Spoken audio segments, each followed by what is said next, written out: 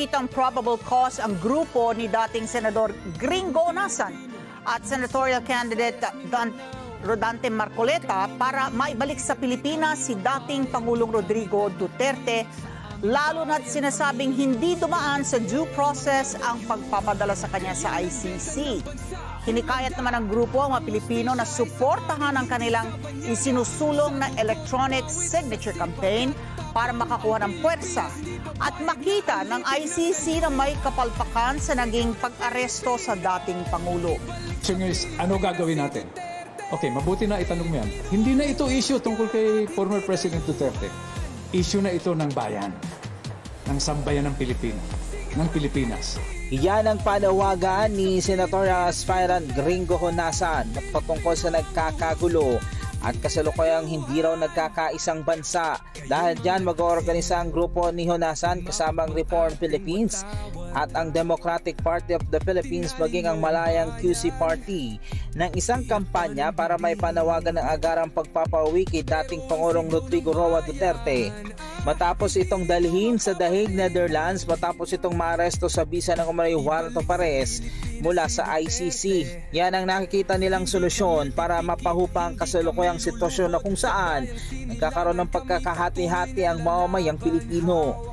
Sa ginawang press conference, dito inilatag ang mga maituturing na butas o kapalpakan ng gobyerno o hindi nasunod na batas sa pag-aresto sa dating Pangulo. Sinabi pa ni Honasan na nais nilang madinig ang boses ng taong bayan sa pamamagitan nga ng payapang paraan at pagkakaisa patungkol sa kasalukuyang nangyayaring pagkakabahabahagi sa ating bansa. Importante marinig natin, no? Yung tinig, yung tunay na tinig ng taong bayan, devoid of partisan political affiliation, devoid of the legalities. Dahil, di ba, ang daming legal opinion na valid din naman. No? So, walang pagkakaisa ron, walang konsensus. Saan tayo nagkakaisa? Ang ginawa namin, magtanong kami, sino ang gusto ng gulo? Wala namang nagtaas ng kamay. Sino ang ayaw ng unity?